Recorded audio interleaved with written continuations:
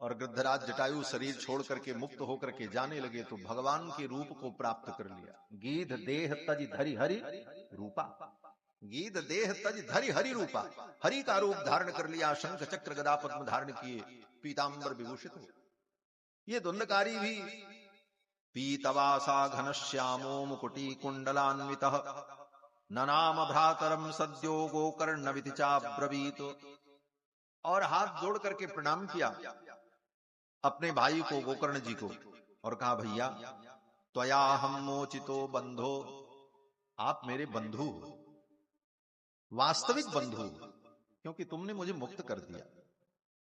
बंधु कौन, किसको हम अपना बंधु माने? इस संसार में बंधु कौन है? सगा भाई, मौसेरा भाई, बेटा, पति, पुत्र, किसको हम अपना बंधु माने? तो कहते हैं महाराज हम तो, हमारे तो सभी बंधु हैं, हम तो वसुधैव कुटुंबकम की भावना रखते। बोले रखनी चाहिए, लेकिन वास्तव में बंधु कौन है? बोले महाराज ये हमको रोटी कपड़ा देते हैं, हमारा निर्वाह करते हैं, हमारी साज संहार करते हैं, हमारी देखभाल करते हैं, इसलिए ये मेरे बंधु हैं। शास्त्र ने कहा बंधु के ये लक्षण नहीं है, ये तो कोई भी कर सकता है, तब बंधु का लक्षण क्या है? बोले वास्तविक बंधु आपका वही है जो आपको संसार से मुक्ति देकर गोविंद के चरणों में पहुंचाता। उससे बड़ा बंधु और हितैषी दुनिया में कोई नहीं हो सकता। गोस्वामी तुलसीदास जी महाराज लिखते हैं कि तुलसी सो सब भांति परम प्रिय, तुलसी सो सब भांति परम प्रिय, पूज्य प्राण ते प्यारो। इस दुनिया में पूज्य प्राण से भी ज्यादा प्यारा और हितैषी कौन है? तुलसी सो सब भांति परम प्रिय, पूज्य प्राण ते प्यारो, और जाते हो ये स्नेह राम पद ए तोई मतो हमारो। गोस्वामी जी कहते हैं कि जिसके संबंध से भगवान के चरणों में प्रेम हो जाए, जो तुम्हें भगवान के चरणों से प्रेम करना सिखा दे, उससे बड़ा दुनिया में कोई हितैषी नहीं है, उससे बड़ा कोई बंधु नहीं। वही आपका बंधु है, वही आपका हितैषी है। गोकर्ण जी ने कथा सुना करके धुंधकारी को मुक्त कर दिया। धुंधकारी कहता है त्वयाहम मोचितो बंधु, हे बंधु आपने तो हमको मुक्त कर दिया। कृपया प्रेत कल्मषात् धन्या भागवती वार्ता प्रेत पीड़ा विनाशिनी। ये धन्य है भागवत की कथा जो प्रेत पीड़ा विनाशिनी, प्रेत के पीड़ा का नाश कर देती है। और फिर उस धुंधकारी ने ही मुक्त होने के बाद जब उसे दिव्यता प्राप्त हो गई तो उसने भागवत की बड़ी सुंदर महिमा बताई।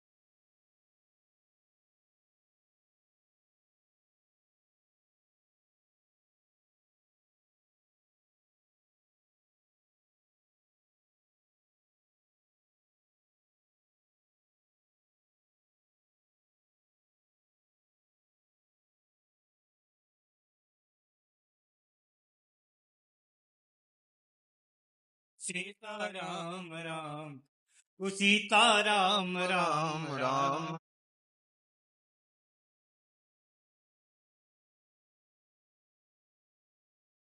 राम राम, सीताराम राम राम, सीताराम राम राम, सीताराम राम राम सीताराम राम राम सीताराम राम राम सीताराम राम राम सीताराम राम राम सीताराम राम राम सीताराम सीताराम राम राम सीताराम राम राम सीताराम राम राम सीताराम राम राम सीताराम राम राम सीताराम राम राम सीताराम राम राम सीताराम राम राम सीताराम राम राम सीताराम राम राम सीताराम राम राम श्री सीतारामचंद्र भगवान की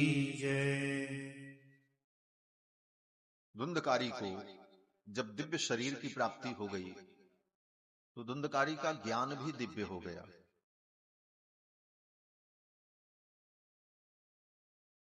ये जीवात्मा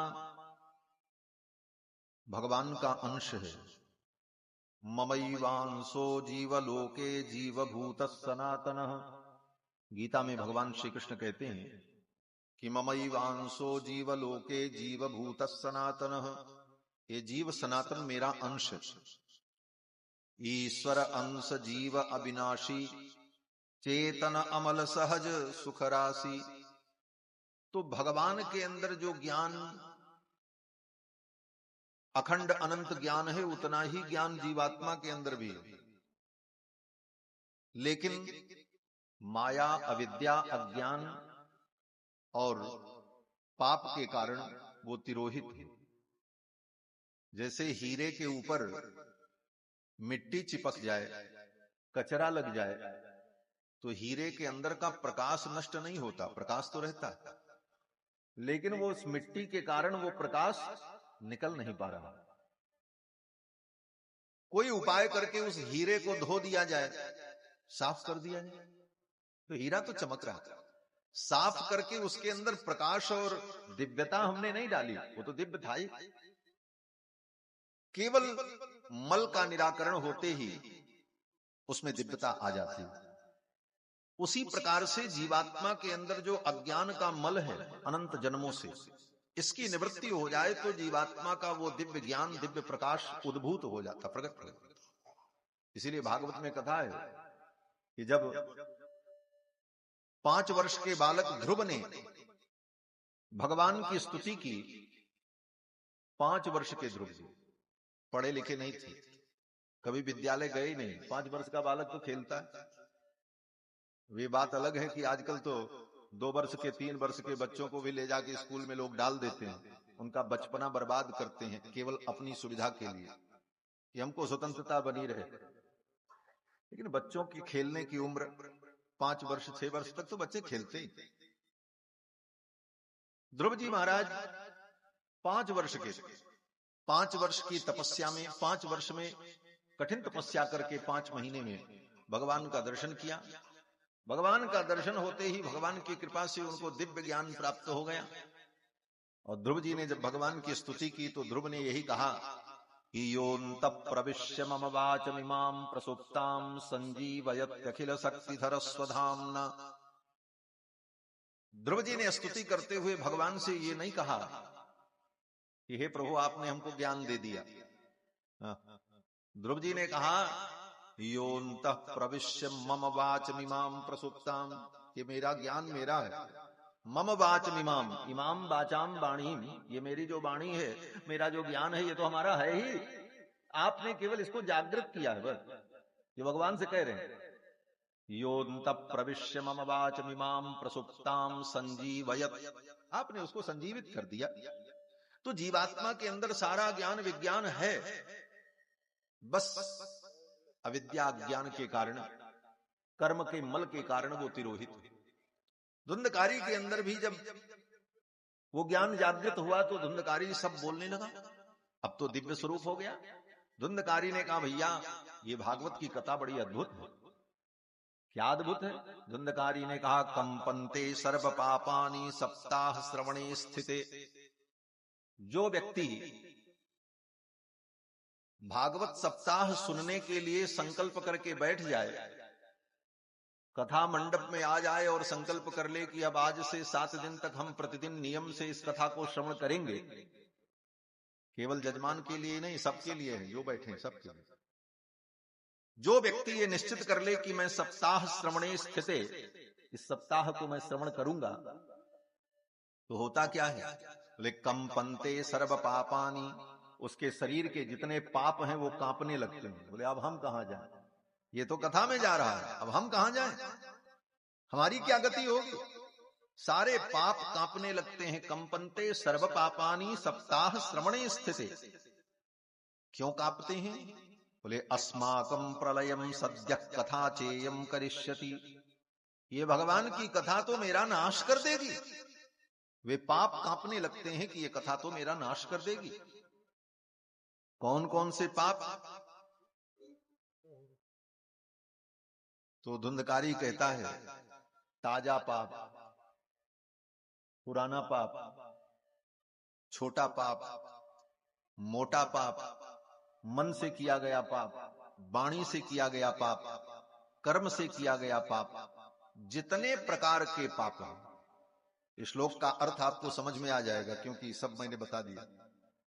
धुंधकारी कहता है आर्द्रम शुष्कम लघु स्थूलम, आर्द्रम माने ताजा ताजा, स्थूलम शुष्कम, शुष्कम माने सूखा हुआ पुराना पाप। आर्द्रम शुष्कम लघु स्थूलम, लघु पाप, स्थूलम बड़ा पाप। वांग मन कर्म अभिकृतम, वाणी मन और कर्म से किया गया पाप।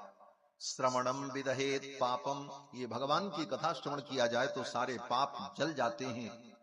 पावक समिधो यथा, जैसे अग्नि, थोड़ा कम करो, जैसे अग्नि समस्त पाप को जला देती है, उसी प्रकार ये भगवान की कथा समस्त पापों को नष्ट कर देती है।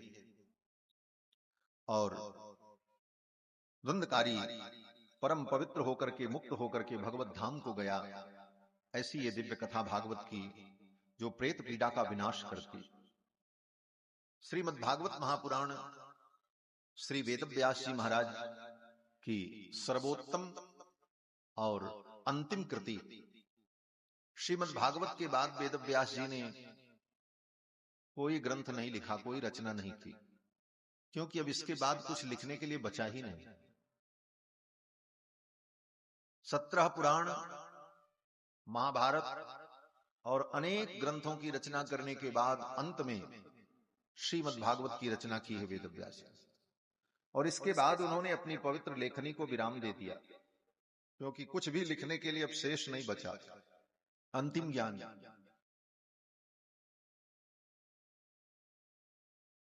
और फिर वेदव्यास जी ने इस ग्रंथ को अपने पुत्र सुखदेव को पढ़ाया। समय आने पर श्री सुखदेव जी ने यह कथा राजा परीक्षित को सुनाई। परीक्षित युधिष्ठिर के पौत्र हैं, अभिमन्यु के पुत्र हैं, पांडव के वंश में उत्पन्न हैं। महाराज परीक्षित को यह कथा सुखदेव जी ने सुनाई। और जब सुखदेव जी ने यह कथा राजा परीक्षित को सुनाई, उस समय श्री सूत जी महाराज, रोमहर्षण सूत जी महाराज इस कथा को सुनते हैं। और सुनने के बाद समय आने पर श्री सूत जी ने इस कथा को नैमिषारण्य में 88,000 शौनकादि मुनियों को सुनाया। नैमिषारण्य सीतापुर जनपद में जो पवित्र तीर्थ है, गोमती नदी के तट पर, यह तीर्थ परम पवित्र तीर्थ, जिस तीर्थ में अरण्य के रूप में, जंगल के रूप में ही भगवान विराजमान है। वृंदावन में जाओ तो वृंदावन में भगवान बांके बिहारी के रूप में है, राधा वल्लभ जी के रूप में, रंग जी के रूप में। श्रीधाम अयोध्या जाओ तो ठाकुर जी रघुनाथ जी के रूप में, बालाजी जाओ तो तिरुपति बालाजी के रूप में भगवान। और नैमिषारण्य में, बोले नैमिषारण्य में जो जंगल है वही भगवान है, वहां का पेड़ ही भगवान, पेड़ की डालियां पत्ते सब भगवान के रूप है। नैमिषारण्य ही भगवान का स्वरूप है। ऐसा पवित्र तीर्थ। गोस्वामी तुलसीदास जी महाराज जब नैमिषारण्य का वर्णन करते हैं तो कहते हैं तीर्थ बर, समस्त तीर्थों में श्रेष्ठ नैमिषारण्य। तीर्थ बरने मिस विख्याता, तीर्थ बरने मिस विख्याता, अति पुनीत साधक सिद्धिदाता, अति पुनीत साधक सिद्धिदाता, तीर्थ बरने मिस विख्याता, तीर्थ बरने मिस विख्याता, तीर्थ बरने मिस विख्याता। नैमिषारण्य तीर्थ। इस तीर्थ की एक सबसे बड़ी विशेषता है कि इस तीर्थ की भूमि ने जितनी कथा सुनी है उतनी कथा दुनिया के किसी भूमि में नहीं है। अगर कहा जाए तो नैमिषारण्य कथा की भूमि है। जैसे वृंदावन प्रेम की भूमि है। लोग कहते हैं, भक्त लोग, कि वृंदावन क्या है? बोले ब्रज क्षेत्र वृंदावन प्रेम की भूमि है। वहां नीरस आदमी भी चला जाए तो वो प्रेमी बन जाता है। तो भूमि का प्रभाव। वृंदावन में नीरस आदमी भी जाकर के सरस हो जाता है। उद्धव जी के विषय में भक्त लोग कहते हैं कि उद्धव जी तो कोरे ज्ञानी थे, प्रेमी नहीं थे। लेकिन ये भक्तों का मत है, सूरदास जी और अन्य भक्तों का। वेद व्यास जी के मतानुसार तो उद्धव जी भगवान के परम प्रेमी है, भागवत में पढ़ लेना। लेकिन भक्त भी जो कहते हैं वो कहीं न कहीं भगवान की प्रेरणा से ही कहते हैं। उद्धव जी महाराज कोरे ज्ञानी ही थे, और जो ज्ञानी होता है उसकी दृष्टि में प्रेम कोई महत्वपूर्ण विषय नहीं होता। ज्ञानी तो कहता है ये तो भाविष्टियों का विषय है, ये प्रेम हो भाव हो ये तो भाविष्टि लोग, भावुक लोग करते हैं जिनको ज्ञान नहीं। लेकिन उद्धव जैसे ज्ञानी जब वृंदावन की उस पावन भूमि में पहुंचे तो प्रेम ने उनको भी नहीं छोड़ा। प्रेम उनको ऐसा भिगोया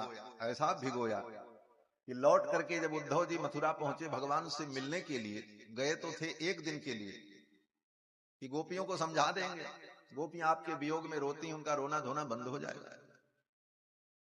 लौट करके आए तो परिणाम ये हुआ कि गोपियों का तो रोना वो बंद नहीं करा पाए, खुद रोने लगे। उनका तो रोना नहीं बंद करा पाए, लेकिन लौट करके जब आए तो भगवान ने उद्धव को आते हुए देखा, आंखों से अश्रुपात हो रहा है, केश बिखरे हुए हैं, आंखें डबडबाई हैं, पीतांबर कहीं का कहीं सरक रहा है कंधे से, वस्त्र की संभाल नहीं है, पांव कहां पड़ रहे हैं पता नहीं है। ऐसे उद्धव जी महाराज को आते देखा, भगवान दौड़ पड़े और दौड़ करके उद्धव से कहा, उद्धव अब तो तुम्हारे साथ वैकुंठ में बड़ा आनंद आएगा। उद्धव ने भगवान के चरण पकड़ लिए और उद्धव ने कहा, अब मुझे वैकुंठ नहीं जाना। अरे वैकुंठ नहीं जाओ? उद्धव ने कहा, आसामहो चरण रेणु जुषामहं श्याम वृंदावने किमपि गुल्मलतौषधीनाम या दुस्त्यजम स्वजन मार्य पथंच हित्वा भेजुर्मुकुंद पदवीं श्रुतिभिर्विमिज्ञाम। उद्धव ने कहा, तो अब मुझे वैकुंठ नहीं जाना, अब तो मेरे मन की एक ही लालसा है। बोले क्या? बोले आशा महो चरण रेणु जुषामहं श्याम वृंदावने किमपि गुल्मलतौषधीनाम। मुझे तो आप वृंदावन का गुल्म बना दो, पेड़ बना दो, लता बना दो। बोले इतने ज्ञानी होकर के, चेतन होकर के जड़ होने की बात करते हो? ये वृक्ष तो जड़ होते हैं। उद्धव ने कहा, महाराज जब ब्रज की गोपांगनाएं जिन्होंने आपके प्रेम में स्वजन मार्य पथंच हित्वा, अपने आर्य पथ को, अपने सनातन सैद्धांतिक मार्ग को, नारी धर्म को, पातिव्रत को, सबको छोड़ दिया। अब ये विषय अलग है, प्रसंग आएगा तो कहेंगे। गोपियों से बड़ा पतिव्रता दुनिया में कोई हो नहीं सकती, गोपियों से बड़ी पतिव्रता कोई दुनिया में हो नहीं सकती। कहां? इसीलिए कहते हैं प्रेम के मार्ग की गति बड़ी उल्टी होती, वहां पर असतीत्व ही सतीत्व होता। ये सब विषय प्रेम पत्तनम नाम के ग्रंथ में पढ़ा जा सकता है, बड़ा गंभीर ग्रंथ है, विद्वानों की सारी समीक्षा है उस पर। तो कहने का भाव कि उद्धव जी कहते हैं, या स्वजन मार्य पथंच हित्वा, जिन्होंने अपने स्वजनों को, अपने आर्य पथ को त्याग दिया, और भेजुर मुकुंद पदवी, मुकुंद की पदवी को, उनके पादारविंद को प्राप्त कर लिया। वो गोपांगनाएं जब आपका गुणगान करती हुई, श्री कृष्ण गोविंद हरे मुरारी नाथेति नामानि मुहुर बदंती, बार बार आपके नाम का कीर्तन करती हुई ब्रज की बीथियों में विहरण करेंगी, उनके चरण की रज उड़ करके मेरे ऊपर पड़ेगी, मैं धन्य हो जाऊंगा। मुझे तो वृंदावन का लता गुल बना। तो उद्धव जी के अंदर वो प्रेम संचार हो गया, क्योंकि वो भूमि का प्रभाव, वृंदावन प्रेम की भूमि। काशी बोले काशी ज्ञान की भूमि, वहां ज्ञान है, जहां ज्ञान होता है, ज्ञान जिसके पास हो, कौन बोले गुरु, वही गुरु होता है। इसलिए काशी में जो है सब गुरु ही होता है। का हो तो काशी को हो ना। काशी में तो रिक्शा वाले के पास भी लोग जाते हैं तो कहते का हो गुरु, गोदौलिया चलबा, वो गुरु, वहां भी गुरु। तो काशी ज्ञान की नगरी।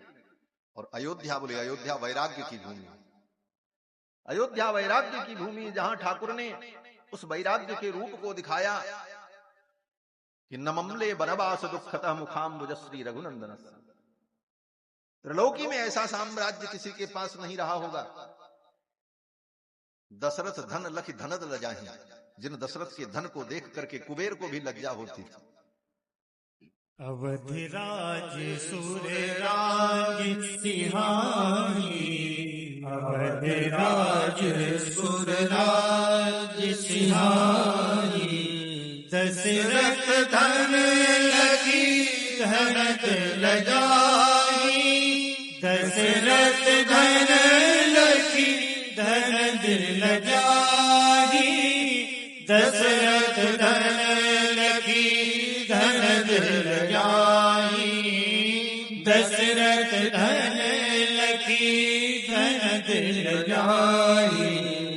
अवधराज सुरराज सिंहानी, अवधराज सुरराज सिंहानी, अवधराज सुरराज। ये अयोध्या का राज्य, जिस राज्य को देख करके सुरराज इंद्र भी सिहरते, ऐसा राज्य मेरा नहीं। जिनके कोष खजाना को देखकर कुबेर को भी लज्जा होती है कि हम तो नाम के धनाध्यक्ष हैं, इतना धन तो मेरे पास है। ऐसे राज्य को तृण के समान छोड़ करके राम जी चल पड़े। इससे बड़े वैराग्य का प्रमाण और क्या। आपने कहा राम जी के अंदर वैराग्य था और लोगों के अंदर नहीं रहा होगा।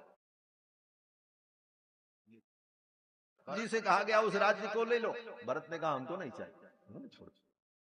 लक्ष्मण शत्रुघ्न ने तो कभी विचार भी नहीं किया। राम जी का जब जन्म हुआ अयोध्या में, तो राम जी के जन्म में दशरथ जी ने खूब लुटाया। आप कहोगे ये राम लक्ष्मण भरत शत्रुघ्न के अंदर वैराग्य था, वहां के लोगों में वैराग्य नहीं रहा होगा। तो कहते हैं कि जब दशरथ जी के यहां राम जी प्रकट हुए तो दशरथ जी ने अपना खजाना खोल दिया और कहा लुटाओ। दशरथ जी ने इतना लुटाया, सारा खजाना खाली कर दिया। सर्वस दान दीन सब काबू, सबको सब कुछ दिया, लेकिन सब वैराग्य से भरे थे। जिसने लिया उसने भी अपने पास नहीं रखा, उसने भी दे दिया, ले जाओ। बोले सब तो वैराग्य थे। जय पावा राखा नहीं ताहू, जो पाया वो भी अपने पास नहीं रखा। देत सबन मंदिर रितय, केवल दशरथ जी नहीं, सबन सब। देत सबन मंदिर रितय, तुलसीदास पुनि भरे देखियत राम कृपा चितवन चित। तो अयोध्या वैराग्य की भूमि, वृंदावन प्रेम की भूमि, काशी ज्ञान की भूमि, और नैमिषारण्य बोले कथा की भूमि। जिस भूमि में इतनी कथाएं हुई, 18 पुराण की कथा, महाभारत की कथा, सब कथाएं सूत जी महाराज ने नैमिषारण्य में 88,000 महर्षियों को सुनाई। ऐसी पावन भूमि नैमिषारण्य। नैमिषारण्य में 88,000 शौनकादि महर्षि एकत्रित हुए और सूत जी के चरणों में प्रणाम किया और कहा, महाराज आप कृपा करके मुझे कथा का सार सुनाओ। नैमिषे सूतमासीनम अभिवाद्य महामतिम कथामृत रसास्वाद कुशल सौनको ब्रवीत। कथामृत का रसास्वादन करने में कुशल शौनक जी ने सूत जी को प्रणाम किया और कहा, हे महाराज, सूताख्या ही कथा सारम मम कर्ण रसायनम। आप ऐसी कथा सुनाओ जो मेरे कानों के माध्यम से हृदय में जाए और रसायन का काम करे। रसायन माने औषधि। कैसी औषधि? बोले औषधि का मतलब होता है कि जो रोग की निवृत्ति करे और रोग के कारण जो बलहीनता आ गई उसको दूर करे। शौनक जी कहते हैं, ऐसी कथा सुनाओ जो माया मोह का निराश कर दे और ज्ञान वैराग्य को बढ़ा दे। ऐसी कथा। माया मोह निराशश्च वैष्णवैः क्रियते कथम। और ऐसी कथा आप सुनाओ जिस कथा से हमको कृष्ण मिल जाए।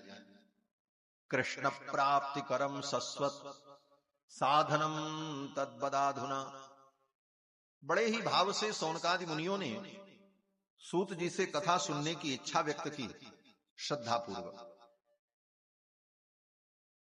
कथा सुनने के लिए सबसे पहली योग्यता क्या है? हमारे पास बहुत धन है तो धन के बल पर हम कथा सुन लेंगे। धन कथा सुनने में साधन हो सकता है।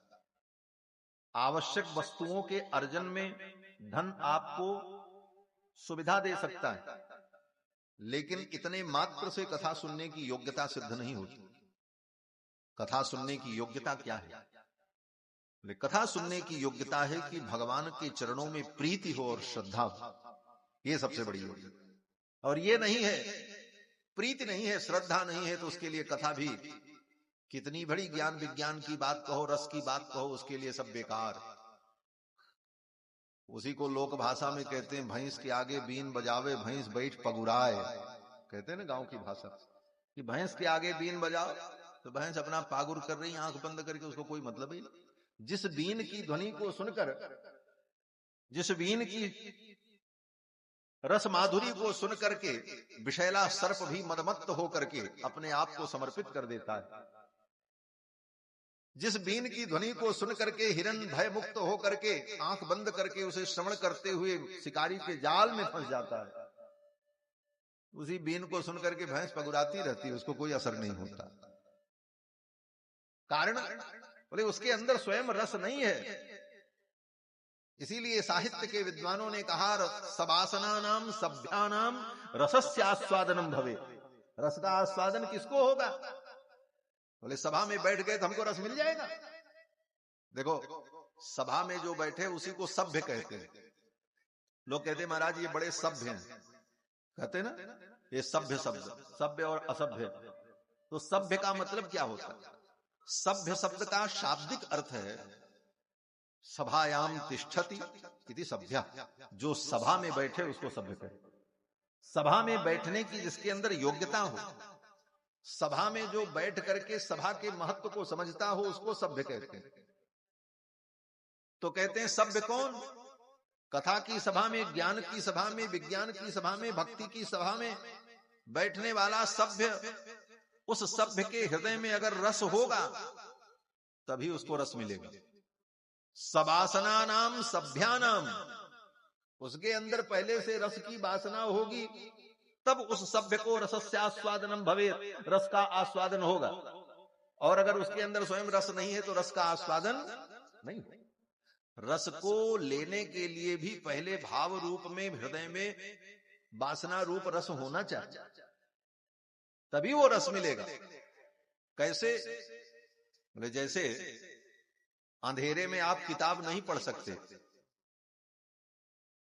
लेकिन केवल प्रकाश से ही आप किताब को नहीं पढ़ सकते। प्रकाश बहुत कर दिया, लेकिन आपके आंख में ही प्रकाश नहीं है, तो ये प्रकाश क्या करे। और आपके आंख में प्रकाश है लेकिन बाहर प्रकाश नहीं है, तब भी आप पुस्तक नहीं पढ़ते। सब प्रकाश और सहयोगी प्रकाश, दोनों प्रकाश के मध्य में ही आप उसे पढ़ सकते हैं, उसको देख सकते हैं, तभी पदार्थ का अवलोकन होगा। उसी प्रकार आपके अंदर रस हो और उधर से रस वर्षण हो, तब वो दोनों रसों के मिलने पर उस परमात्मा का साक्षात्कार होता है, तब उसकी अनुभूति में। सवासनानाम सभ्यानाम रसस्यास्वादनम भवेत्। तो भगवान की कथा सुनने की सबसे बड़ी योग्यता क्या है? अरे हमारे हृदय में प्रीति हो, हमारे हृदय में रस हो। सूत जी बड़े प्रसन्न हो गए सौनक के भाव को सुनकर। सौनक जी ने कहा, महाराज कथा सुनाओ, ऐसी कथा सुनाओ कि हमें कृष्ण मिल जाए, माया मोह दूर हो जाए। इस प्रीति को देखकर, इस भाव को देखकर सूत जी बड़े प्रसन्न हुए और सूत जी ने कहा, प्रीति ही शौनक चित्ते ते ह्यतो बच्मि विचार्य च। हे शौनक, तुम्हारे हृदय में प्रीति है भगवान के प्रति, इसलिए मैं विचार करके तुम्हें कथा सुनाऊंगा, सोच करके कथा सुनाऊंगा, जरूर सुनाऊंगा। सर्व सिद्धांत निष्पन्नम संसार भय नाशनम, जो समस्त प्रकार के सिद्धांतों का सार है, संसार के भय का नाश करने वाला, ऐसी कथा मैं तुम्हें सुनाऊंगा। और इस भगवान की कथा के अतिरिक्त मन को शुद्ध करने वाला दूसरा कोई साधन भी नहीं है। सूत जी कहते हैं कि एतस्माद् परम किंचिन मन शुद्धै न विद्यते। मन की शुद्धि के लिए भगवान की कथा के अतिरिक्त दूसरा कोई साधन नहीं। मन को शुद्ध करना है तो भगवान की कथा सुनो। लोग कहते हैं, महाराज इनका मन बड़ा गंदा है। बोले गंदा तो है, लेकिन कैसे धुले, किस प्रकार मन को धुले? बोले शरीर को तो आप धुल लोगे, कपड़े धुल लोगे, घर धुल लोगे, मन को कैसे धुले? और जब तक मन का मैल दूर न हो, तब तक भगवान की कृपा नहीं हो सकती। मन का मैल हम नहीं धो पाते और तन का मैल धोते ही रहते। तन को चमका करके कितना सुंदर दिखा दे, दुनिया देख ले, इसी में हम परेशान हैं। तन पोषक बने हुए, और तन पोषक को हमारे यहां गोस्वामी जी ने कहा, तन का जो पोषक है ना, वो तो मुर्दा। 14 प्रकार के मुर्दे बताए गए हैं रामायण में। गोस्वामी जी लिखते हैं कि 14 आदमी ऐसे हैं जो चलते हैं फिरते हैं, लेकिन वो मुर्दा हैं, उनको मरा ही समझो। 14 आदमी ऐसे, वो कौन कौन है? बोले कौल काम बस कृपिन विमूढ़ा, अति दरिद्र अजसी अति बूढ़ा, सदा रोग बस संतत क्रोधी, विष्णु विमुख श्रुति संत विरोधी, तन पोषक की बात, तन पोषक निंदित अघ खानी, और जीवित 100 सम 14 प्राणी। ये 14 प्राणी जिंदा ही मुर्दा के समान, इनको मुर्दा ही समझना चाहिए। तन पोषक, जो तन को ही सजाने में और संवारने में 24 घंटे का उपयोग कर रहे हैं, वही उनके जीवन का लक्ष्य है, बोले उनको मुर्दा ही समझो। महाराज वो तो जिंदा है, ये मुर्दा समझने का मतलब क्या है? कहते हैं मुर्दे के साथ जो व्यवहार किया जाता वही व्यवहार करो। क्या? बोले मुर्दा छू जाए, अगर कोई मृत प्राणी छू जाए तो हम क्या करते हैं? बोले आके स्नान करते हैं। उसी तरह ऐसे व्यक्ति अगर छू भी जाए तो स्नान करो, तब शुद्धि होगी। मुर्दा ही समझो, वो मुर्दा है। जैसे मुर्दे को छूने से हम अपवित्र हो जाते हैं, उसी प्रकार ऐसे लोगों का स्पर्श भी हो तो व्यक्ति अपवित्र हो जाता। तन पोषक निंदिता खान, जीवित 100 सम 14 प्राणी। तो महाराज मन को कैसे शुद्ध करें? मन कैसे शुद्ध हो? मन को शुद्ध करने का उपाय क्या है? तो सूत जी कहते हैं कि एतस्माद् अपरम किंचिन मन शुद्धै न विद्यते। भगवान की कथा के अतिरिक्त मन को शुद्ध करने वाला दूसरा कोई साधन नहीं। कथा सुनो, मन शुद्ध हो जाए। सूत जी ने कहा, मैं तुम्हें एक आख्यान सुनाता। एक बार देवर्षि नारद घूमते घूमते वृंदावन पहुंचे। वृंदावन में नारद जी पहुंचे। ये कलयुग के प्रारंभ की घटना है। आज से 5000 वर्ष पूर्व की बात, ज्यादा दिन नहीं हुआ है, 5000 वर्ष। नारद जी वृंदावन पहुंचे। जाने का प्रयोजन क्या था? बोले सर्वत्र भ्रमण करते हुए उनका मन अशांत था, कहीं शांति नहीं मिल रही थी। कलयुग का तांडव चारों तरफ दिखाई पड़ रहा था, क्योंकि कलयुग आ चुका था। कलयुग के प्रभाव से सभी प्रभावित थे, चाहे राजा हो, चाहे प्रजा हो, चाहे तीर्थ हो, चाहे गृहस्थ हो, चाहे विरक्त हो, सब जगह कलयुग ने अपना प्रभाव विस्तार कर दिया। नारद जी जहां जहां गए, नारद जी को कहीं अनुकूलता नहीं दिखाई पड़ी।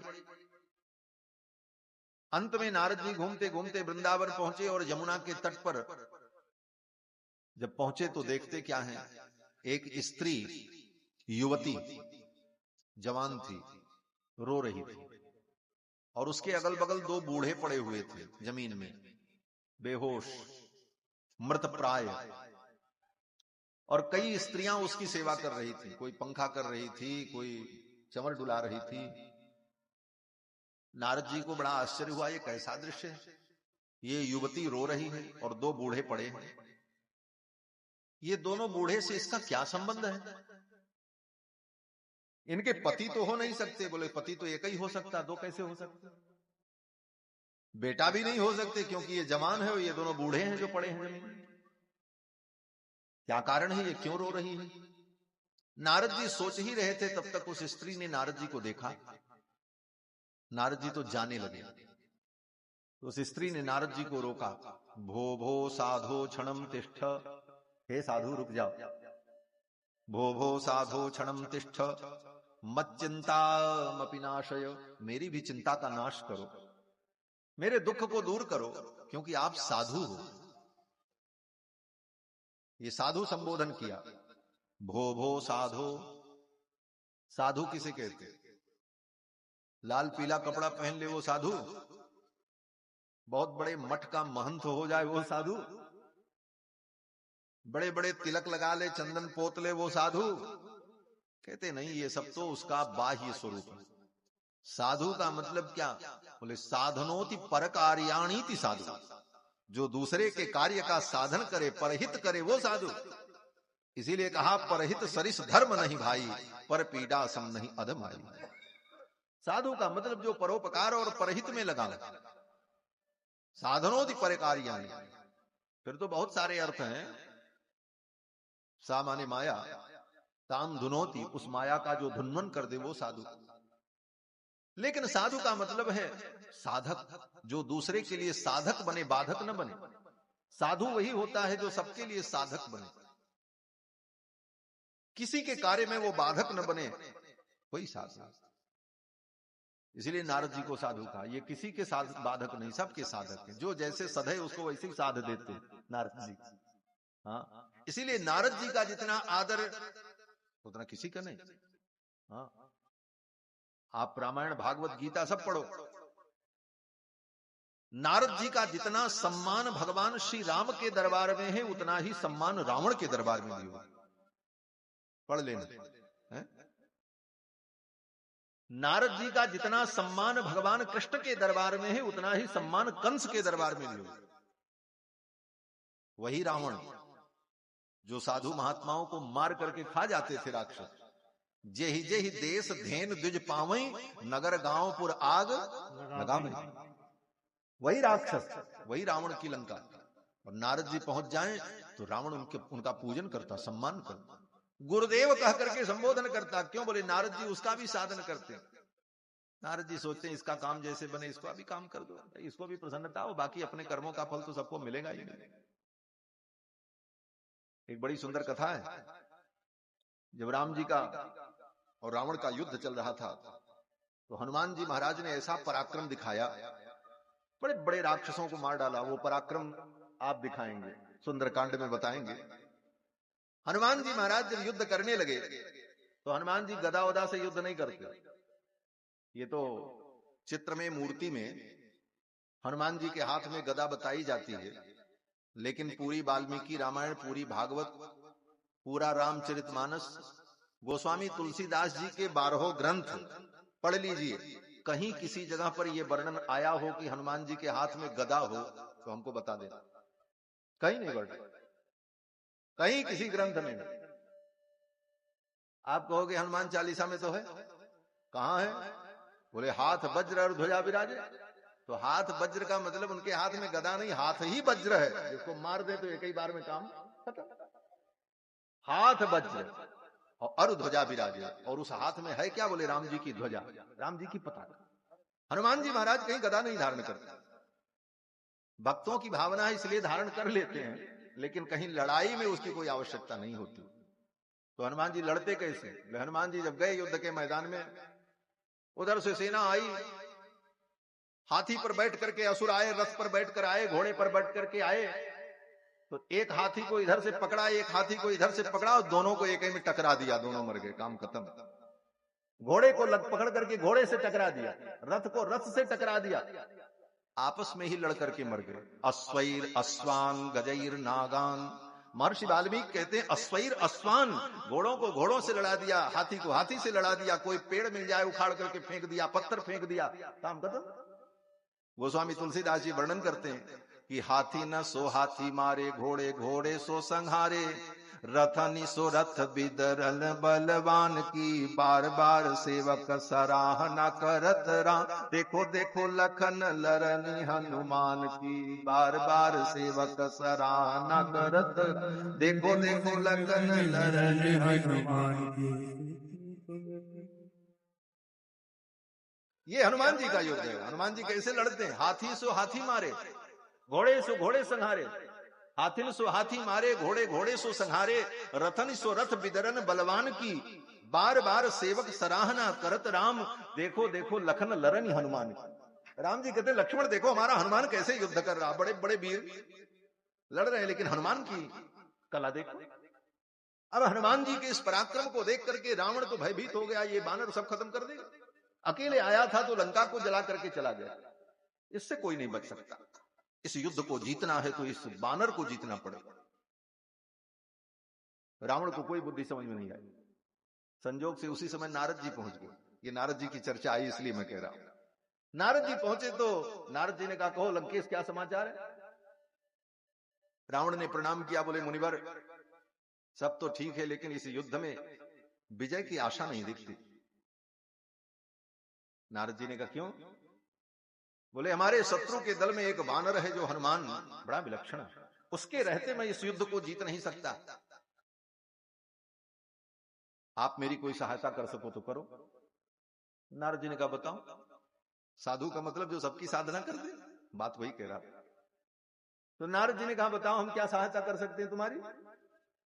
तो रावण ने कहा कि वो वानर जो हनुमान है उसको कुछ देर के लिए गाफिल कर दो, उसको भटका दो तो हम अपना काम कर लें। बोले बस इतना ही? बोले हाँ हाँ बस इतना ही। थोड़ी देर के लिए हनुमान विचलित हो जाए, उसका ध्यान इधर उधर हो जाए तो मैं इस युद्ध को जीत लूंगा। नारद जी ने कहा ठीक, साधु है नारद जी, चलो रावण का भी इतना काम कर दे, लेकिन किसी का अहित न हो। नारद जी आए। अब हनुमान जी को विचलित करने का उपाय क्या है? हनुमान जी को दुनिया में सबसे प्रिय क्या है? वे हनुमान जी को सबसे प्रिय भगवान की कथा है। रामचरित सुन बेको रसिया, रामचरित सुन बेको रसिया, राम लखन सीता मन बसिया, राम लखन सीता मन बसिया। हनुमान जी को भगवान की कथा अत्यंत प्रिय है। भगवान का गुणानुवाद, भगवान का कीर्तन, यही तो हनुमान जी को प्रिय। अब हनुमान जी युद्ध कर रहे थे, नारद जी आए। नारद जी को तो किसी रथ और विमान की जरूरत है नहीं, वो तो देवर्षि। युद्ध हो रहा था और जहां हनुमान जी लड़ रहे थे वहीं हनुमान नारद जी महाराज ऊपर प्रकट हो गए।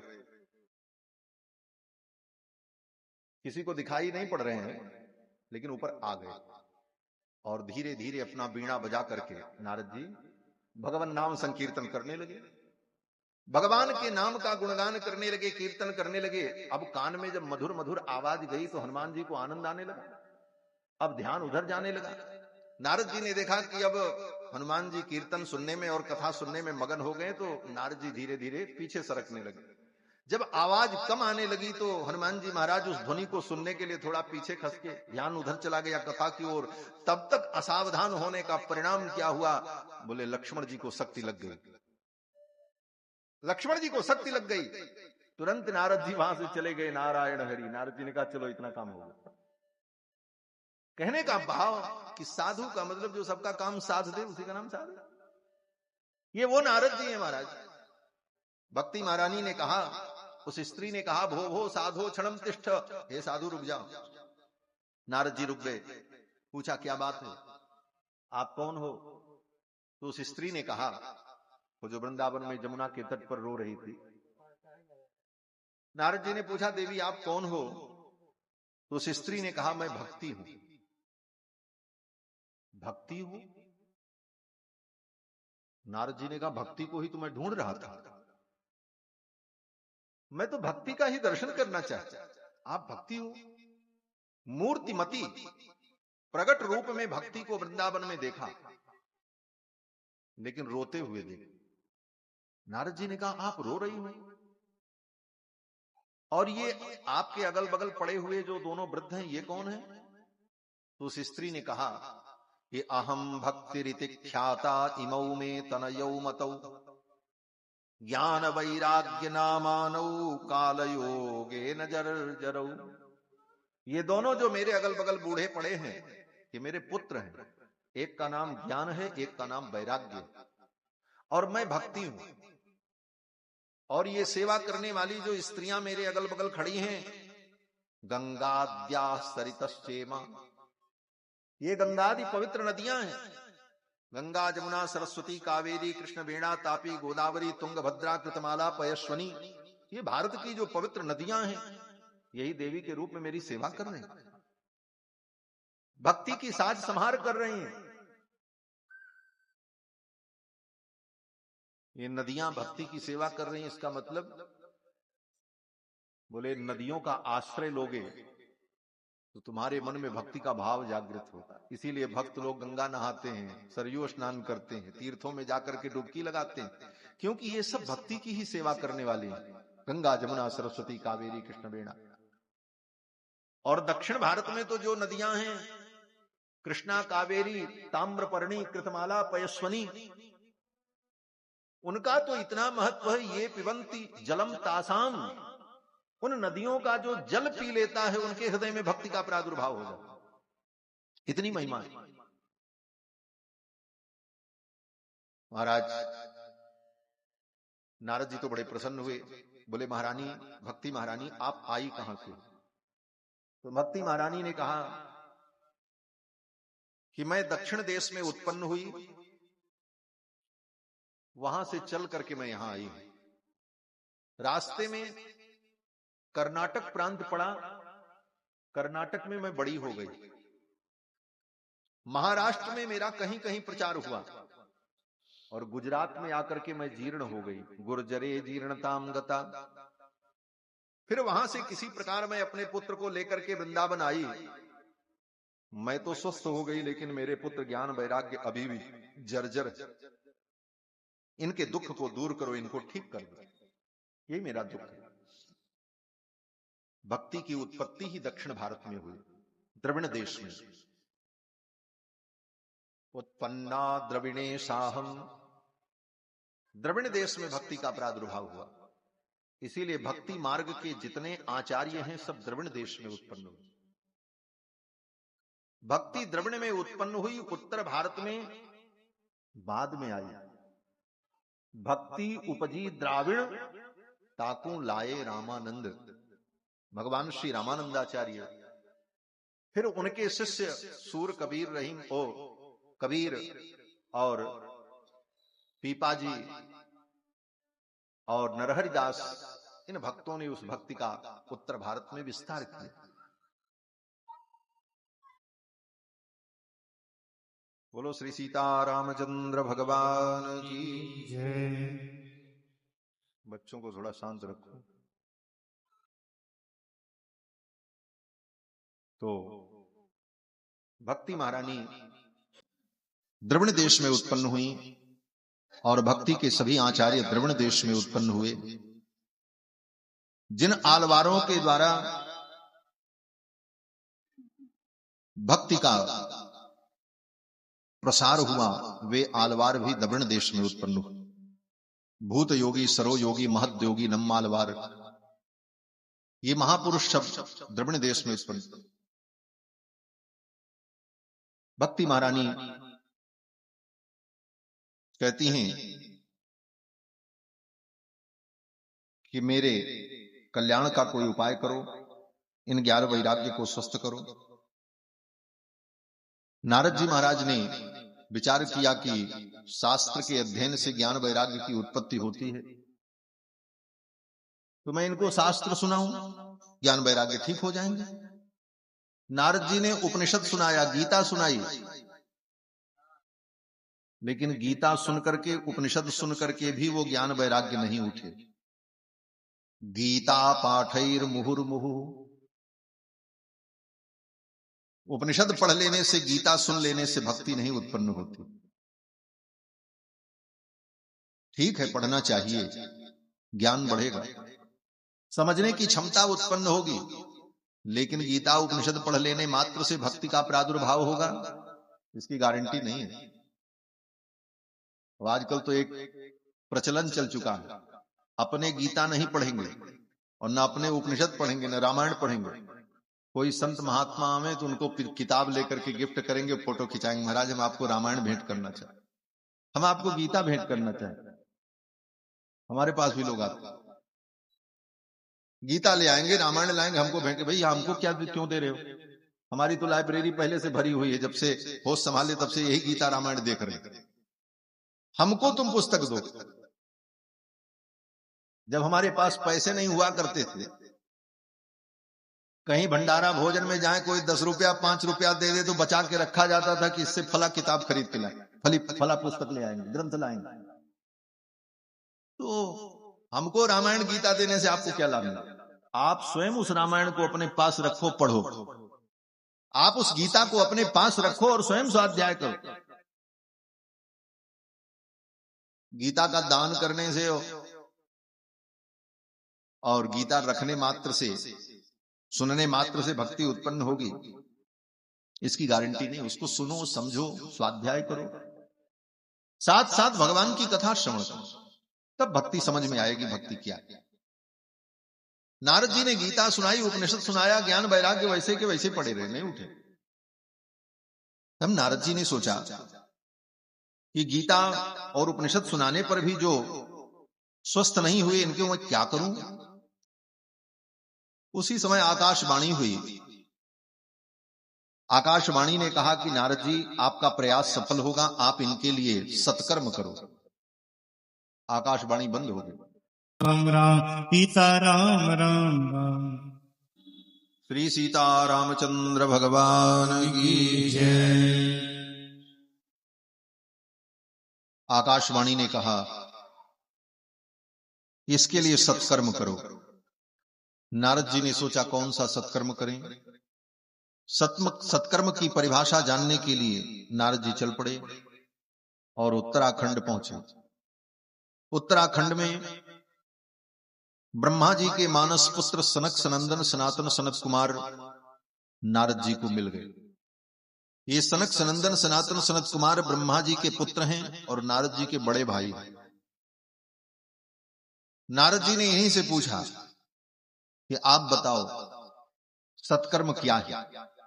तो सनकादिकों ने कहा कि सत्कर्म सूचको नूनम ज्ञान यज्ञ स्मृतो बुधैहि। सबसे बड़ा सत्कर्म ज्ञान यज्ञ है। नारद जी ने कहा यह ज्ञान यज्ञ कैसे होता है? तो सनकादिकों ने कहा कि श्रीमद्भागवतालापस्सतु गीत शुकादि भी। सुखदेव जी ने जिस भागवत का गान किया है, इस भागवत का अनुष्ठान यही सत्कर्म है। और इसी सत्कर्म से ज्ञान वैराग्य भक्ति तीनों स्वस्थ हो जाए। नारद जी को पहले तो विश्वास नहीं हुआ कि भागवत तो पुराण है, और पुराण क्या है? बोले पुराण जो है ये भागवत, ये वेद रूपी वृक्ष का फल, निगम कल्प तरोर गलितम फलम, ये वेद रूपी वृक्ष का फल है। और हमने तो पूरा वेद सुना दिया, वेद वेदांत घोषैश्च गीता पाठैर मुहुर्मुहु, वेद वेदांत गीता सब सुनाया। तो भागवत उससे अलग तो है नहीं, उसी वेद वेदांत से भागवत भी निकली। तो अब भागवत सुनाने से वो ठीक हो जाएंगे, इसकी क्या गारंटी? ये संदेह उत्पन्न। तो सनकादिकों ने कहा, उत्तर दिया कि नारद जी, जैसे गन्ने के रस से चीनी बनती है, लेकिन जो काम चीनी करती है वो गन्ना नहीं करता। क्यों? बोले आपको चाय बनानी हो, अब आप सोचो कि चाय को मीठा करने के लिए गन्ना ही डाल दें, गन्ने से तो चीनी बनती है, लाओ गन्ना डाल दें, तो क्या चाय बनेगी? हलवा बनाना हो तो गन्ना से चीनी बनती, चीनी में मिठास होती, तो चीनी के जगह पे गन्ना ही डाल दें, बोले ना हलवा बनेगा ना चाय बनेगी। दूध के अंदर घी होता है,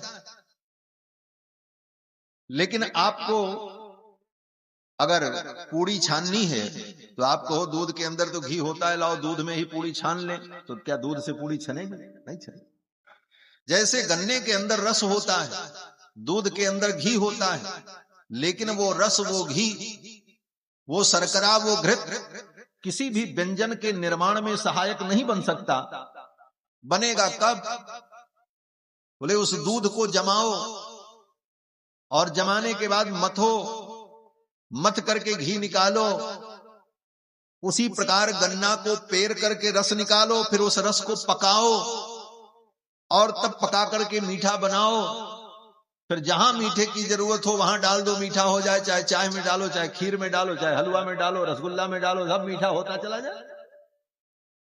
उसी प्रकार घृत को निकाल लिया युक्ति से, बुद्धि से, फिर उस घी में आप चाहे मालपुआ बनाओ, चाहे पूड़ी बनाओ, पकौड़ी बनाओ, जितने व्यंजन बनाना 56 व्यंजन बन जाए। लेकिन कब? बोले जब दूध से विधि पूर्वक उस घृत को निकाला। उसी प्रकार वेद और वेदांत, वेद वेदांत तो दूध का समुद्र है, और उस दूध को वेद व्यास ने अपनी बुद्धि में जमाया, अपने हृदय में जमाया, और फिर अपने तर्क की मथानी से उसका मंथन किया। अपने हृदय में वेद वेदांत को जमा करके, उसे संग्रहित करके, ग्रहण करके, स्थिर करके, अपने बुद्धि विवेक की मथानी से, तर्क की मथानी से उसे मथ करके जब उसके अंदर से घृत निकाला, वो घृत क्या है? बोले श्रीमद् भागवत है, तो उसी से निकला। इसीलिए कहते हैं निगम कल्प तरोर गलितम फलम, ये वेद रूपी वृक्ष का रस है, फल है, पका हुआ फल है। अब इसमें जो व्यंजन बनाना बना लो। बोले कौन सा व्यंजन बनाना? व्यंजयति इति व्यंजना, जो व्यंजन कर दे, व्यक्तिकरण कर दे, उसको व्यंजन कहते हैं। आटा, घी, तेल, मिर्च, मसाला सब चीज है, लेकिन एक एक चीज अलग अलग खाओ तो कोई स्वाद नहीं मिलेगा। आटा खाओ अच्छा नहीं लगेगा, केवल दाल खाओ कच्ची नहीं अच्छा लगेगा, मसाला खा लो थोड़ा सा, हल्दी धनिया ऐसे ही अच्छा लगेगा। लेकिन जब सब मिला करके एक प्रक्रिया के तहत उससे व्यंजन का निर्माण होता है, तब वो व्यंजयति, तब रस का व्यंजन होता है, तब रस निकलने लगता है। उसी प्रकार वेद वेदांत को मथ करके भागवत रूपी तत्व को निकाल करके दिया, कहा आप व्यंजन बनाओ। अब इससे सब व्यंजन तैयार हो गया। व्यंजन क्या बनाना? बोले व्यंजन माने व्यक्त करने वाला, व्यंजयति। किसको व्यक्त करने वाला व्यंजन बनाना? बोले भक्ति का व्यंजन बनाना है, जो भक्ति परमात्मा का अभिव्यक्तिकरण करा, अभिव्यक्त कर, ये भक्ति का व्यंजन बनाओ इससे। बोले व्यंजन कितने होते हैं? बोले 56 प्रकार के व्यंजन होते हैं। बोले भक्ति के व्यंजन भी बड़े विलक्षण हैं, एक दो भक्ति नहीं, 9 भक्ति। फिर एक एक भक्ति के 3-3 भेद। फिर उसके अनेक भेद, 84 प्रकार की भक्ति के भेद। कितने भक्ति के भेद है महाराज, सब व्यंजन है, बनाओ भक्ति के व्यंजन। भक्ति रसामृत सिंधु ग्रंथ पढ़ो, रागानुगा भक्ति, रागात्मिका भक्ति, प्रेमा भक्ति, गौड़ी भक्ति, वैधि भक्ति, अनेक प्रकार के भक्ति के भेद। और ये सब क्या है बोले, यही सब व्यंजन है। और फिर से रस का अनुभव करो। तो भागवत क्या है बोले, वेद वेदांत रूपी कल्प वृक्ष का पका हुआ फल है। जब सनकादिकों ने कहा तो नारद जी को समझ में आया, इसकी महिमा समझ में आई। कभी कभी जिस चीज को हम जानते हैं लेकिन उसकी महिमा को नहीं जानते, तब तक हम उसका लाभ नहीं प्राप्त कर सकते। हमारे घर के अगल बगल बहुत सारी है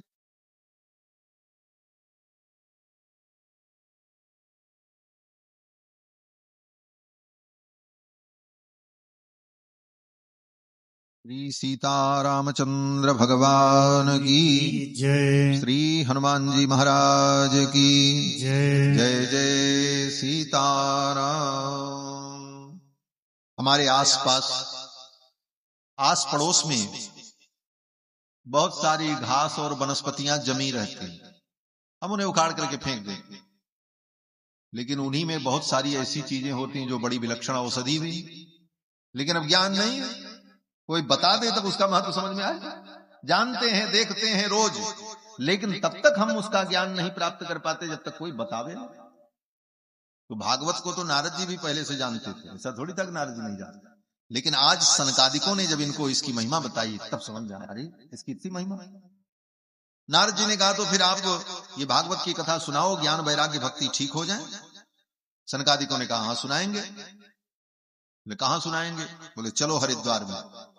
बद्रीनाथ धाम से उतर करके सनकादिक आए हरिद्वार, गंगा के तट पर। गंगा द्वार समीपे तू तटमानंद नामकम। गंगा द्वार, हरिद्वार का ही एक नाम है गंगा द्वार, उसको गंगा द्वार भी कहते हैं और ऐसे हरिद्वार भी कहते हैं। एक महात्मा कहते थे कि वेद व्यास जी ने इसको हरिद्वार न कह करके गंगा द्वार क्यों कहा भाग यहां महात्मा में, गंगा द्वार समीपे तू। तो महात्मा ने कहा कि भाई वेद व्यास जी ने सोचा कि ऐसा काम मत करो जिसमें रगड़ा और झगड़ा हो। बोले हरिद्वार कहने में क्या झगड़ा है? तो कहते हैं भाई कोई लोग कहते हैं इसका नाम हरिद्वार है, कोई कहते हैं हरद्वार है।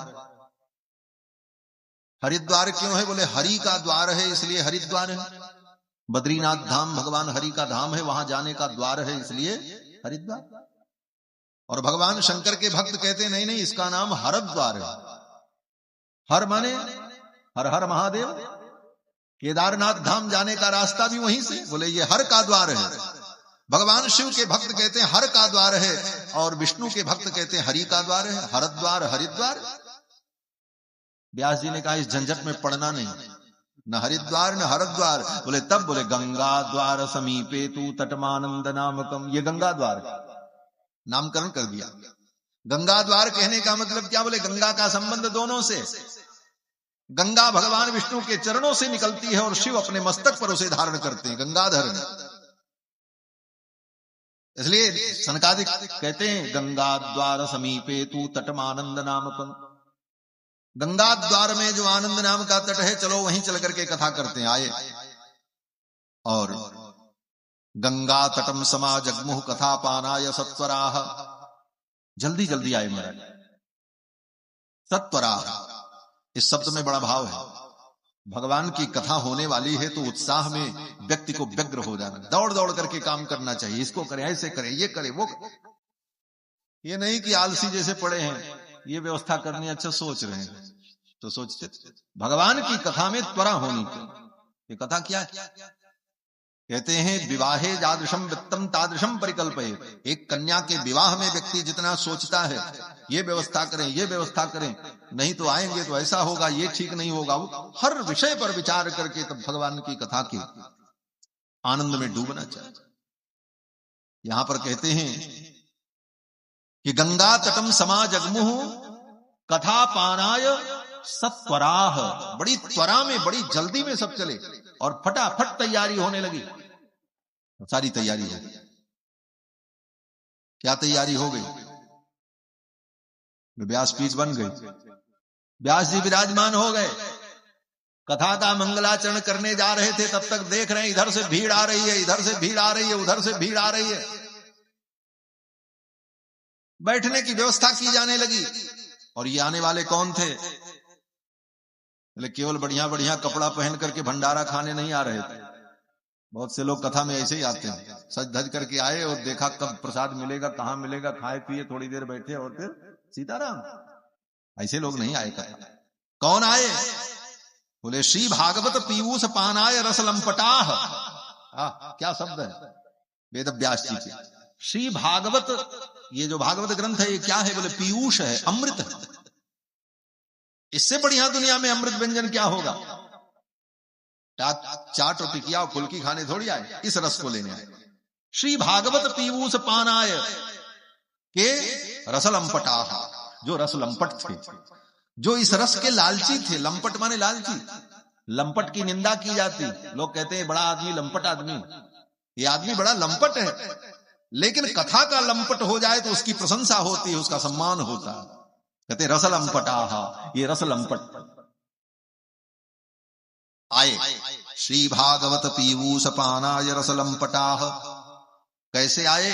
धावंतोप्याययुः सर्वे, दौड़ते हुए आ रहे हैं लोग, चारों तरफ से भीड़ दौड़ दौड़ करके आ रही, जिसको जहां जगह मिल रही वहीं बैठ जा रहे हैं। कौन कौन आए? कहते महाराज बड़े बड़े ऋषि मुनि महात्मा आए। सबसे पहले उन्हीं का नाम लिया। जो सकल शास्त्र निष्णात थे वो आए। आप कहोगे कथा में अज्ञानी लोग जाते हैं, जिनको कुछ पता नहीं वही लोग जाते हैं कथा सुनने। जो सब पढ़ा लिखा है, सब जानता है, उसको क्या जरूरत कथा सुनने की?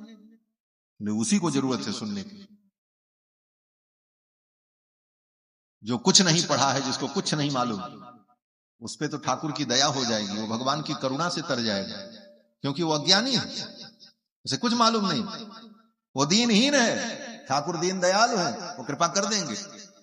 लेकिन जो पढ़े लिखे बुद्धिमान हैं, जिनकी बुद्धि में तर्क प्रतिष्ठित है और हर चीज को तर्क की कसौटी पर ही कसते रहते हैं, ऐसे बुद्धिमानों का कल्याण तब तक नहीं होगा जब तक तर्क से उपरत होकर के गोविंद के चरणों में अपनी मति का समर्पण नहीं कर देंगे।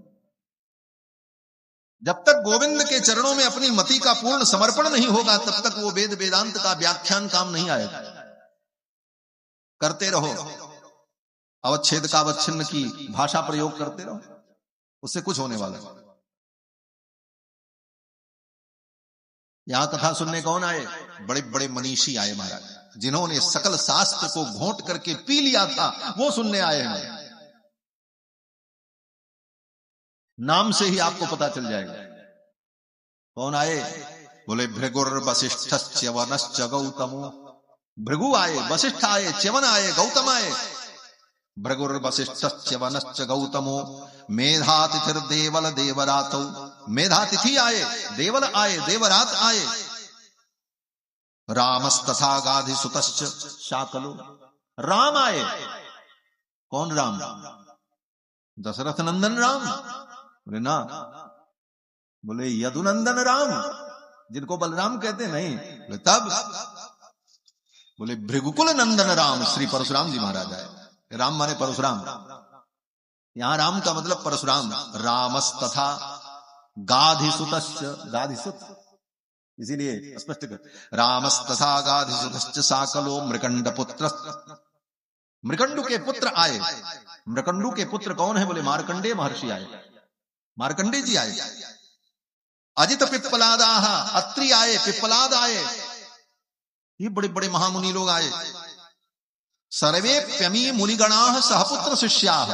अकेले नहीं आए, अपनी पत्नी को लेके आए, बच्चों को लेके आए, चेलों को लेके आए। चलो तब कथा सुनो। क्यों? बोले अकेले ही सुन लेते। बोले शास्त्र का सिद्धांत है एकस्वादु न भुंजीत। किसी स्वादिष्ट पदार्थ का अकेले भोग नहीं करना चाहिए। जो स्वादिष्ट पदार्थ अकेले खाता है वह व्यक्ति पाप खाता। भुंजते ते त्वघम पापा, ये पचन्त्यात्म कारणा। इसलिए स्वादिष्ट पदार्थ को तो बांट करके खाना चाहिए, रख दीजिए, बैठ जाइए। जो स्वादिष्ट पदार्थ को बांट करके खाए वो धर्मात्मा। बोले संसार का स्वादिष्ट पदार्थ तो हम बांट के खा लेते हैं, लड्डू पेड़ा बर्फी, लेकिन सबसे स्वादिष्ट पदार्थ क्या है? बोले भगवान की कथा से बढ़कर के स्वादिष्ट पदार्थ दुनिया में कुछ हो नहीं सकता, इसलिए इसको भी बांट करके खाओ। अकेले खाने में मजा ही नहीं आएगा, और पदार्थ तो अकेले खाने में मजा आ भी सकता है। छिप करके आप लड्डू खाओ उतना ही मीठा लगेगा, और सबके बीच में खाओ तब भी उतना ही मीठा लगेगा, मीठा में अंतर नहीं होगा। लेकिन ये भगवान की कथा का स्वाद बड़ा विलक्षण है। यहां जितने लोग बैठे सब चले जाएं, केवल हमारे जजमान ओम प्रकाश जी सामने बैठे कथा सुने, इनको मजा नहीं आएगा और ना हमको सुनाने में आएगा। एक श्रोता बैठे तो कौन सुनाएगा महाराज, क्या अच्छा लगेगा? जब ये बटेगा, जितना ही बांट करके इस रस को लेंगे उतना ही रस बढ़ता चला जाएगा। यही इसका वैशिष्ट्य, इसकी विशेषता है। आ गए सब, पत्नी आई, पुत्र आए, शिष्य आए, सबको लेकर के आए। कथा प्रारंभ हुई महाराज, कथा की महिमा बताई, और कथा जब प्रारंभ हुई तो ज्ञान वैराग्य भक्ति भी आ गया, जिनके लिए कथा हो रही, तीनों आ गए महाराज। कथा शब्दम समाकर्ण्य तत्त्रिकम तरुणायते, कथा के शब्द को सुन करके तीनों, त्रिक, त्रिक माने तीन, कौन? बोले सरस भक्ति और उनके पुत्र ज्ञान वैराग्य, तरुणायते जवान हो गए। ये कथा क्या करती है? बोले आपके अंदर जो भक्ति है, आपके अंदर जो ज्ञान है, आपके अंदर जो वैराग्य है पहले से, लेकिन वो बेकार पड़ा है। ये कथा उसको जवान बना देगी। यही तो करना कथा का, यही काम। कथा हमारे ज्ञान वैराग्य भक्ति को स्वस्थ कर देती है। तीनों स्वस्थ हो गए, आ गए। भक्ति महारानी अपने पुत्र को लेकर के आई ज्ञान वैराग्य को। कहां पर? वे वहीं गंगा द्वार में जहां कथा हो रही। भक्ति सुतौ तौ तरुणौ गृहीत्वा, भक्ति अपने दोनों पुत्र ज्ञान वैराग्य को लेकर के आई। प्रेमैक रूपा सहसा विराशी, प्रेम स्वरूपा भक्ति महारानी आ गई। और कहां आई? आप मान लो यहां ठीक सामने कथा हो रही है, सब लोग बैठे हैं चारों तरफ, और यहां भक्ति महारानी अपने पुत्र ज्ञान वैराग्य के साथ प्रकट हो जाए। एक बार आश्चर्य होगा, इधर से आई कि किधर से आई, आते किसी ने देखा ही नहीं, और यहां आ गए बीचों बीच। वही स्थिति वहां हो गई। सूत जी कहते हैं प्रेमैक रूपा सहसा विरासीत, भक्ति महारानी आ गई अपने पुत्र ज्ञान वैराग्य को लेकर, और वो भक्ति महारानी कुछ गुनगुना रही थी। क्या गुनगुना रही थी? श्री कृष्ण गोविंद हरे मुरारे नाथेति नामानि मुहुर्वदन्ति, श्री कृष्ण गोविंद हरे मुरारी हे नाथ नारायण वासुदेव।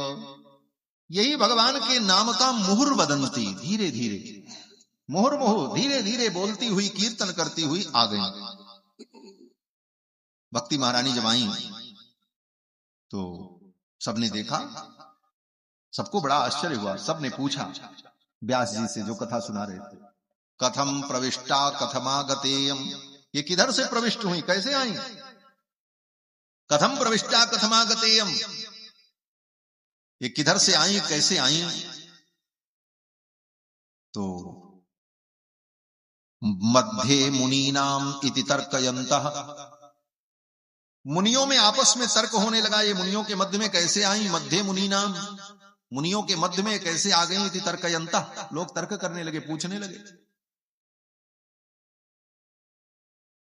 तो सूत जी ने उत्तर दिया। सूत जी ने कहा ये कहीं से आई नहीं। बोले तब? बोले कथार्थ तो निष्पतिता धुनेयम, इसी कथा के अंदर से इनका प्रादुर्भाव हुआ है। कथा के अंदर से ही भक्ति महारानी का प्रादुर्भाव हुआ है। कथार्थ तो निष्पतिता अधुना इयम, अभी अभी इसी समय, इसी कथा से इनका प्रादुर्भाव हुआ। भक्ति कहीं मिलती नहीं है, न कहीं से आती। आप भक्ति को कहीं ढूंढने जाओ, हमको फला जगह जाए तो भक्ति मिलेगी। भक्ति को ढूंढने के लिए कहीं जाने की जरूरत नहीं, कथा में आओ, इसी कथा में ही भक्ति मिलती। कथा में ही इनका दर्शन होता है भक्ति महारानी।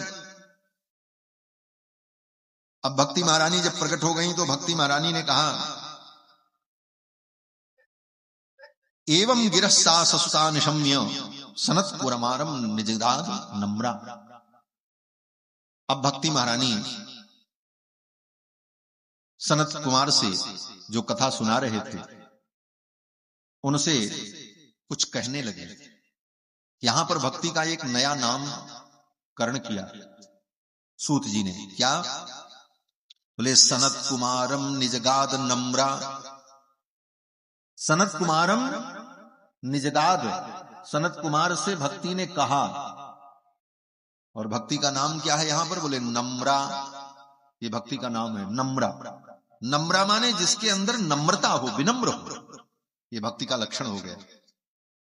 आपके अंदर भक्ति, इसका प्रमाण क्या? बोले जितनी ही विनम्रता आपके अंदर आ जाएगी समझ लो भक्ति आ रही। और विनम्रता नहीं आई, दीनता नहीं आई, नम्रता नहीं आई, सरलता नहीं आई, सहजता नहीं आई, तो अभी भक्ति नहीं आई। भक्ति का नाटक चलता रहेगा। भक्ति का नाटक करते रहो, माला फेरते रहो, चंदन लगाते रहो और रामायण रामायण पढ़ते रहो, लेकिन अभी भक्ति नहीं आई। भक्ति तब आई बोले जब तुम्हारे अंदर नम्रता आ गई, नम्र हो गए। नम्र माने झुक जाना, विनम्र हो जाना। ये भक्ति का स्वरूप है। भक्ति नम्र है, इसीलिए भक्ति में नम्रता होती। ज्ञान में तो ज्ञान क्या कहता है? बोले ज्ञान कहता अहम ब्रह्मास्मि, मैं ही तो ब्रह्म हूं। ज्ञान में नम्रता नहीं, उसमें थोड़ी अकड़ दिखती है। हम ही तो ब्रह्म है, अहम ब्रह्मास्मि। लेकिन भक्ति, बोले भक्ति तो झुक जाती है, कहती हम तो आपके दास हैं। और झुक करके प्रणाम जहां शुरू हो जाए समझ लो भक्ति। बिना झुके, बिना नम्रता के प्रणाम नहीं हो सकता। और भागवत का तो यही सिद्धांत है, प्रणामो दुख समनम तम नमामि हरि परम। प्रणामो दुख समन। तो नम्रता हमारे जीवन में आवे, यही भक्ति है। नम्रता नहीं आती, नम्रता आएगी तभी समझो भक्ति का स्वरूप प्रकट होगा। भक्ति ने उनसे सनकादिकों से कहा कि अब ये बताओ आप, मैं कहां बैठूं? आपके यहां बड़ी भीड़ है, सब सीट फुल है, कहां बैठूं? कोई जगह हो तो बताओ। तो सनकादिकों ने कहा नहीं नहीं, ऐसी बात नहीं है, हमारे यहां जगह बहुत है। भक्ति महारानी ने कहा कहां मैं बैठूं?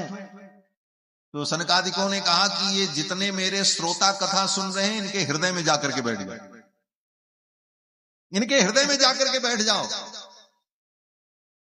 निरंतरम वैष्णव मानसानी, ये जितने वैष्णव हैं भगवान की कथा सुनने वाले, इनके मन में जाकर के बैठ जाओ। भक्ति आकर के मन में बैठ के, भक्ति को मन में ही रखा जाता है। ये नहीं कहा कि इनकी बुद्धि में बैठ जाओ, जाके इनकी खोपड़ी पे बैठ जाओ, ये भी नहीं कहा। मन में बैठ जाओ। क्यों? बोले भक्ति अगर बुद्धि में आएगी तो भक्ति आने के बाद भी आप भक्ति कर नहीं पाओगे। क्यों? बोले बुद्धि तो तर्क करती रहेगी, क्या भक्ति करने से कुछ होता? राम राम कहने से कहीं राम जी मिलते हैं? रोटी रोटी कहने से कहीं रोटी मिलती? क्यों? बोले बुद्धि का काम तर्क करना, और मन का काम, बोले मन तो मान लेता है। मन का काम है मानना और बुद्धि का काम है जानना। बुद्धि कहती हम जानेंगे तब स्वीकार करेंगे, और मन कहता हम मान लेंगे स्वीकार कर लेंगे। इसीलिए कहा जाकर के इनके मन में बैठो। रामायण पढ़ लेना, राम जी ने सबरी मैया को जब भक्ति का उपदेश किया, नवधा भक्ति, तो राम जी कहते हैं कि नवधा भगति कहो तो ही पाही, और सावधान सुन धर मन मान। मन में रखना, बुद्धि में मत रखना। भक्ति को बुद्धि में रखोगे तो बुद्धि तो उसका दिवाला निकाल देगी अपने तर्क के द्वारा। इसलिए भक्ति को तो मन में स्थापित।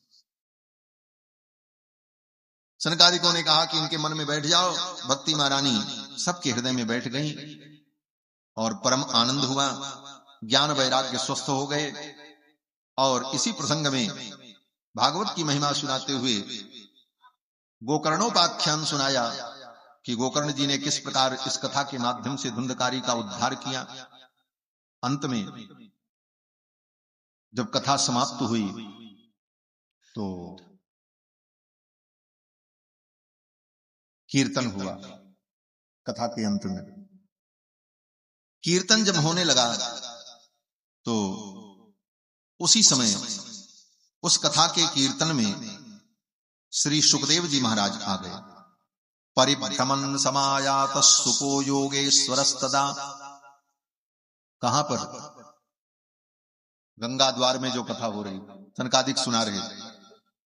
सुखदेव जी कहीं से घूमते घूमते आ गए अकस्मात, और बोले और भी भगवान के जो भक्त थे वे लोग आ गए। सुखदेव जी ने भागवत की महिमा बताई। सुखदेव जी ने कहा, श्रीमद् भागवतम पुराण तिलकम। ये भागवत क्या है? बोले पुराण तिलकम, ये पुराण का तिलक है। तिलक का मतलब, तिलक कहां लगाया जाता? बोले मस्तक पर। आप कहोगे महाराज साधु लोग तो दहिया भर पोते रहते हैं, वो देख रहे हैं यह लगा है। कहते वो ठीक है, शुरुआत यहीं से होती। तिलकम, तिलक तो मस्तक पे ही होता है, और जगह भी शरीर में धारण किया जाता है, वो विधि है। शरीर के 12 अंगों में तिलक धारण किया जाता है। द्वादशांगेषु नाम भी, अपने शरीर के 12 अंगों में भगवान के नाम का उच्चारण करके तिलक धारण किया जाता है। केशवाय नमः, माधवाय नमः, नारायणाय नमः, गोविंदाय नमः, विष्णवे नमः, मधुसूदनाय नमः, त्रिविक्रमाय नमः, वामनाय नमः, श्रीधराय नमः, ऋषिकेशाय नमः, पद्मनाभाय नमः, दामोदराय नमः। हमारे दामोदर स्वामी बैठे हुए, देखिए 12 लगाए हैं, पूरा प्रमाण है। 12 तिलक। बोलो श्री वृंदावन बिहारी लाल। इसको कहते हैं 12 तिलक, 12 तिलक। भगवान के 12 नाम से शरीर के 12 अंगों में तिलक धारण करके, फिर मध्य में ये श्री चूर्ण जो लाल रंग का लगाया जाता है, ये श्री जी के 12 नाम। श्रियै नमः, अमृतोद्भवायै नमः, कमलायै नमः, चंद्रसोदर्यै नमः, विष्णुपत्न्यै नमः, वैष्णव्यै नमः, वरारोहायै नमः, हरिवल्लभायै नमः, सारिंगिण्यै नमः, देवदेविकायै नमः, लोक सुंदर्यै नमः, महालक्ष्मी नमः। इस प्रकार लक्ष्मी के 12 नाम से शरीर में श्री चूर्ण। इस प्रकार श्री दिव्य दंपति लक्ष्मी नारायण भगवान श्री सीतारामचंद्र जी, राधा कृष्ण, जो भी आप कहो, भगवान के इन 12 स्वरूपों को शरीर में धारण किया जाए। शुरुआत यहीं से होती, प्रधान तिलक मस्तक पर। कहते हैं ये भागवत क्या है? बोले श्रीमद् भागवतम पुराण तिलकम। ये पुराणों में तिलक है, पहला तिलक है पुराण तिलकम। और क्या है? बोले यद वैष्णवानाम धनम। ये भगवान के भक्तों का धन है। ये भागवत भगवान के भक्तों की संपत्ति है। इससे बड़ी संपत्ति भक्तों के लिए और कुछ नहीं हो सकती। यत्र ज्ञान विराग भक्ति सहितम नैष्कर्ममाविष्कृतम। जिस पुराण में ज्ञान वैराग्य भक्ति के सहित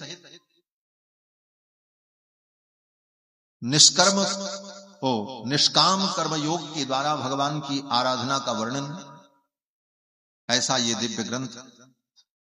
सुखदेव जी ने इसकी महिमा बताई, और फिर कीर्तन होने लगा। जब कीर्तन होने लगा तो उस कीर्तन में शंकर जी आ गया पार्वती जी को लेकर के। भवो भवान्या,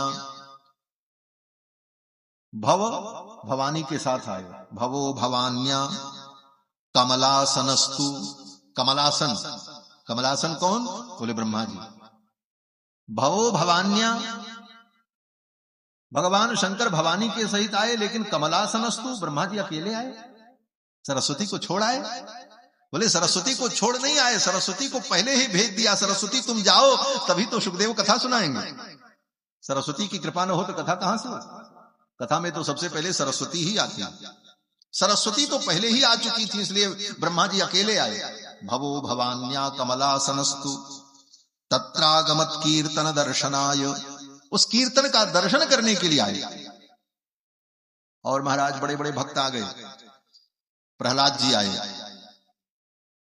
उद्धव आए, अर्जुन आए, नारद जी तो थे ही, इंद्र आए, सुखदेव जी वहां विद्यमान थे।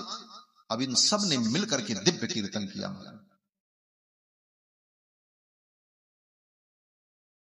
किसने क्या किया? कहते हैं प्रहलाद तालधारी। प्रहलाद जी करताल बजाने लगे। प्रहलाद तालधारी तरल गतितया चोद्धव कांस्यधारी। उद्धव जी मजीरा बजाने लगे, कांस्य वाद्य। बीणाधारी सुरर्षि, देवर्षि नारद अपनी बीणा को बजाने लगे। स्वर कुशलतया राग करता अर्जुनो भूत। अर्जुन राग अलापने लगे भगवान नाम संकीर्तन में। देवराज इंद्र बोले, देवराज इंद्र प्रकट हो गए और अपना मृदंग बजाने लगे। इंद्रो वादीन मृदंगम, देवराज इंद्र ने अपना मृदंग बजाया। देवराज का वाद्य है मृदंग, ये दैव वाद्य है, ये तबला तो बाद में आया। प्राचीन वाद्य तो मृदंग ही है, जिससे ताल का बोध होता। कहते हैं मृदंग ही दैव वाद्य है संगीत का। देवराज इंद्र इसे बजाते और उसकी बोल क्या है? बोले धिक्ताम धिक्ताम धिगेताम। भक्त लोग कहते हैं धिगताम धिगताम धिगेताम का अर्थ क्या है? वो मरा हुआ चमड़ा बोल रहा है। मृदंग में, मृदंग का मतलब क्या है? मृत अंग, जिसमें मरे हुए का अंग लगा, इसलिए मृदंग। लेकिन वो भी बोल रहा, क्या बोल रहा है? बोले धिक्ताम धिक्ताम धिगेताम इति कथयत कीर्तनस्थो मृदंगः। कीर्तन में बजने वाला वो मृदंग बोल रहा धिक्ताम धिक्ताम धिक्ताम। उसको धिक्कार है, उसको धिक्कार है, उसको धिक्कार है। बोले किसको? बोले जो मनुष्य जीवन पाकर के गोविंद का भजन नहीं किया उसको धिक्कार है, धिक्कार है, धिक्कार। धिक्ताम धिगेताम इति कथयत, वो कह रहा है तुमसे अच्छे तो हम हैं कि मरने के बाद भी कीर्तन में लगे और तुम जिंदा होकर के कीर्तन नहीं कर रहे। अब महाराज सुखदेव जी नृत्य करने लगे, भाववक्ता, और अद्भुत कीर्तन हुआ। थोड़ी देर कीर्तन कर लें, फिर विषय वस्तु को समेटते हैं।